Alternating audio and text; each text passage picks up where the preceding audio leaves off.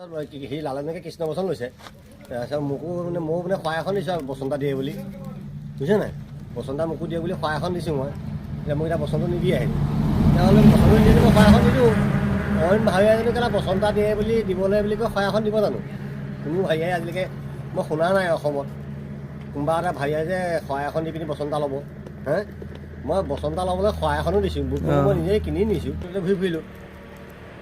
বেয়া কথা ক'লো মই সেইটো মই বেয়াকৈ কৈছোঁ নাই কৃষ্ণ বচনটো ল'বলৈ সি লৈছে কৃষ্ণ বচনটো মোক এটা বচন দিবলৈ মই শৰাই এখন দিছোঁ লাগিলে পহৰীটোৱে দিয়ক পহৰীটোকে দিয়ক হ'লেও শৰাই এখন দিছোঁ নাই মই দিছোঁ মই